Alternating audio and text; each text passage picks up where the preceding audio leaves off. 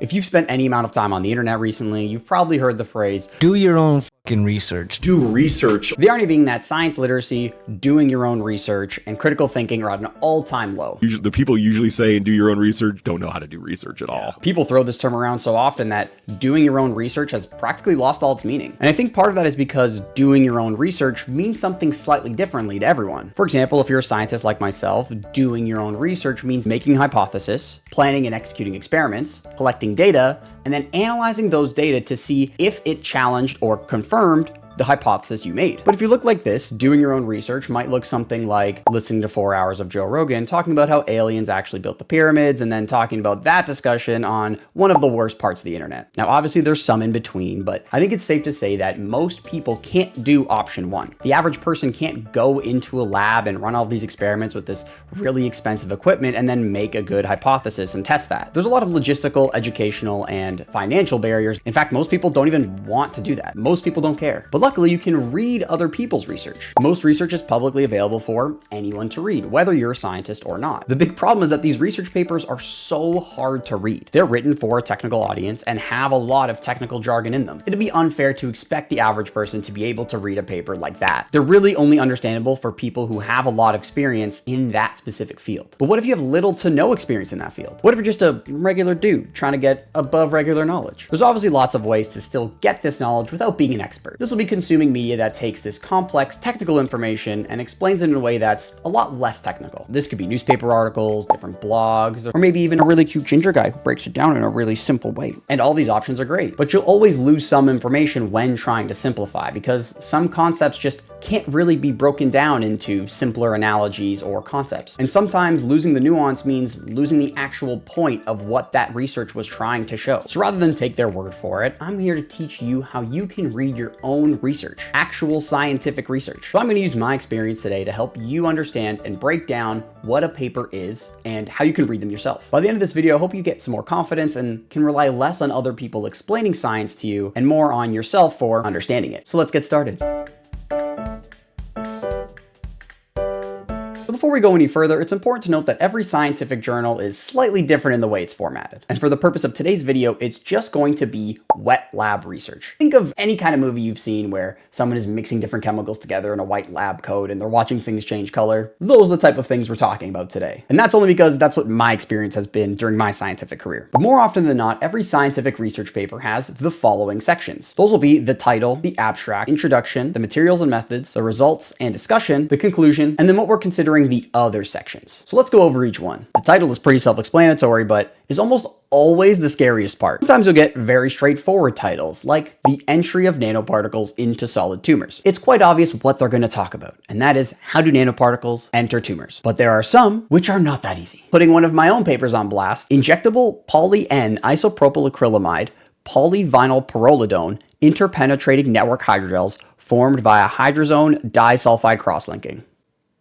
What the fuck was that? So many big complicated words that really only mean anything if you're already an expert. But don't be scared right away because the following sections will help break it down. For example, the abstract. It's a short summary of the entire paper, from important background to notable data to key findings. It's basically like the trailer for a movie. Its job is to hook you in. It's trying to make the research sound as sexy as possible in as few words as possible. Because if you can't make your research sound sexy in less than 500 words, you probably won't make it sound sexy in 5,000. Now, where it is different from a movie trailer is that they're often very technical. For example, in that absolute word soup of a paper that we showed earlier, you see there are a lot of very big words, which are not easy for the average person to approach this. In the first sentence alone, we use a lot of very technical terms such as in situ gelling or interpenetrating networks or things like that. But a lot of these are a lot less technical and are meant to reach as wide of an audience as possible. For example, in the entry of nanoparticles into solid tumors, their abstract is much more straightforward. Here they talk about things like nanoparticles and endothelial gaps. Even if you cut out the very complex words, you can still use context clues to really see what the important parts of this paper are going to be. You can tell that there are much fewer complicated words, and it might be easier for you to grasp these initial concepts. These are the types of papers and the types of abstracts that are really hooking you in. Next, we have the introduction. And this is the part that will include important background information and help you set the stage for the problem that they're trying to solve. A well-written introduction section not only brings up relevant topics and important background to the field material as a whole, but also brings up their shortcomings and should easily link the two. It's like how a lawyer in your favorite lawyer show presents their opening argument. It's their job to set the stage for the jury and outline the arguments either for or against the person that's on trial. I'll get to other strategies on how to read introductions in a second, but the most important part of any introduction is the last paragraph, because this is where their thesis statement is. It's in this paragraph where the researchers will bring together everything from the introduction and put it into the frame, explaining why they did the research that they did. Not only are they connecting different dots from the introduction into one cohesive story, but there's also a few spoilers too. It's kind of like watching a movie trailer and then the first comment underneath that is the ending to the whole movie. Usually this would turn you off from watching the movie at all, but in Science's case, we're gonna watch the fuck out of that movie. We want the stage set very easily for us because we're actually not that smart. Next are the materials and methods, and this is the section that explains exactly how the researchers conducted their experiments. If you're ever thinking, how the hell did they do that? This is that section. That said, these are put into a painful amount of detail. I'm gonna put a quick example up on the screen. You don't have to read it, of course, but even on a quick glance, you can see that there are lots of very specific numbers, such as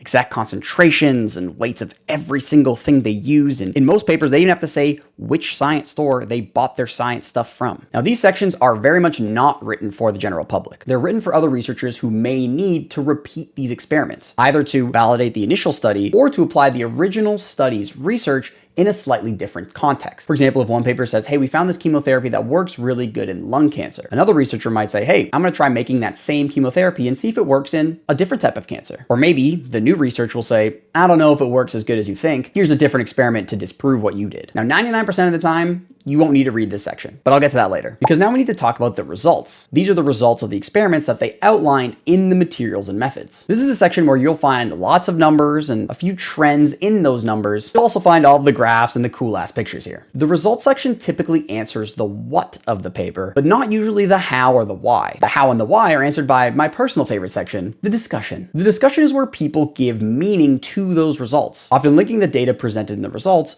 with the greater context that was set out in the introduction. In my opinion, the discussion is really where the meat of every paper is, because it's giving you a greater context to everything that we've been talking about up until this point. And a good discussion will leave very little room for interpretation. They're really trying to point out very obviously what are they seeing and why are they seeing it. If you're lucky, a paper will combine the results and discussion together so that you have this nice flow of information from, hey, here's what we saw and here's what we think it means. Personally, I think it flows way better this way when they're combined, because you get to immediately see the impact or the meaning of what those results were. When they're two separated sections, it sometimes feels kind of chunky, so just something to look out for if you find that it's hard to get through these sections. These are probably the most important part of each paper. These are the new things that they found and how they're contributing to that field in general. But if you find yourself getting stuck on the results and discussion, the next section should clear it all up. The conclusion. This section is usually meant to reiterate the stuff that has already been said, but just in a very small bite-sized form. There's almost never any new information here. I usually skim this section a lot and try and make sure that I've hit all of the main points that they were trying to present, as well as see some of the next experiments they need to do in order to validate certain claims that they made, or to learn more information that they weren't able to address in this current paper. Everything after the conclusion, I would say, is considered extras. They're important in their own regard, but I'm gonna go through them in a classic Matty C PhD lightly. References is just a bibliography. Supporting info and appendices are just the methods and results that weren't cool enough to sit at the popular table. The acknowledgements are where you thank your nan, and the conflicts of interest are the conflicts of interest. And funding information says where the money came from to do this research. Actually, the last one is super important because it's the one where the science-denying bozos will conveniently forget, and they'll just say, science is bought, bro. If it was, it would literally say so in this section that is in every single scientific paper. And if you're thinking that you can just simply not disclose your conflicts of interest or not disclose your funding information, here's a brief list of all the things that could happen if you don't disclose it. If you think some nerdy little researcher who only got into science in the first place is because they genuinely loved it and wanted to make a difference is going to risk their reputation over not disclosing their funding information, you're sadly mistaken. But that's a rant for another day. So now that you know what's actually in a paper, here are some of my tips to read them better. First off, you want to know how to read. A good baseline is to at least be better than 54% of Americans. Once you've gotten through grade 6, you want to prep some reading aids. Notably something that can help you understand some more basic general concepts in the field of research that you're reading. Personally, I like Wikipedia because it's very quick and concise. Now, you're not allowed to cite Wikipedia in your research, but for general concepts, it's really good and most scientists I know use it. But if you need something slightly more technical, you can use something like Science Direct. This is made by Elsevier, which is a common publisher for many scientific journals, which means that their database has a lot of these key words and these key papers that you'll likely be looking to draw inspiration from. Some people will use ChatGPT, but you should be very, very careful because they are atrocious with science. If you are going to use AI to help explain some more general concepts, I'd recommend using something that was trained on more scientific data and more scientific keywords. My personal favorite is Untitled AI. You can use my code for 20% off. Links in my bio if you want it. Whichever you use, always keep that tab open. You always want some kind of resource that can help take this new information into a way that you will understand. And don't be ashamed to use it a lot. I use it all the time. So do the people that I know. They're always flipping back and forth between really technical research papers and more simplified explanations of things that they may have forgotten or maybe didn't know in the first place. As a little bonus tip, if English isn't your first language, make sure you have Google Translate open on the side as well. Despite English being the language of science, everything is written in English. A lot of scientists are not well known for their writing skills. This is especially true when a paper is written by someone where English is their first language. You'll always want to start with the abstract. As we mentioned earlier, this is meant to hook you in and it'll give you a nice big summary of everything that you're about to read. If it's too hard to approach a certain paper, don't worry about it. It's okay to not know how to read every single paper, especially when you're just starting. Stick to the ones that provide you a pretty good basis of what you're trying to learn, and then use either the rest of the sections or another paper to fill in those gaps of your current knowledge. You should read intros next, and though they should be read thoroughly, depending on how comfortable you are with this research, you can actually give it a skim if you'd like. Personally, my first read of the intro is a skim, just so that I can suss out what's really happening. And then my second read is a little bit more in depth to really find and pick out the important details that I want to learn more about. Sometimes I want to test drive before I buy. But as we said earlier, you should always read that last paragraph and read it well. Really make sure that you are understanding all of the points that they're trying to connect in this research. Look, if you've fallen into a nerd-induced coma and have missed the entirety of this video, please pay attention to this tip. Skip the methods section. Unless you're trying to do your own experiments or grill someone on the experiments that they did, you have absolutely no reason to read this section. Remember this example that we showed before with all of those numbers and concentrations and stores? Yeah, this was from one of my own papers, and even I don't care. Like, this is way too detailed. If you're new to a certain field, you're gonna confuse yourself and be bored. Like, there's a reason why the materials and methods section is often found at the end of the paper. You know that most people don't even need to read it and they'll bore themselves before the fun even begins. The next section, the results, is definitely more fun, but still can be quite overwhelming for some people. Now for me, it's a big skim section. Because I don't really know how to read, it's good because I just get to look at all the pretty pictures. And even if I don't know what is going on in each picture, figure captions, or the little blurb underneath each figure, are written in a way that you can read them and understand what's happening in the figure without needing to read the entire results and discussion section. Here's one example of those figure captions. Now, you don't have to read the whole thing, but it's clear that they're very detailed. You don't need to go into the body of the paper in order to understand how these data were collected and some of the general trends. Now, if the figure caption isn't enough, but I still don't really know what's going on, you can go to the paragraph that's in the results that references that figure. I can go to the part of the paper that has in brackets figure 2A.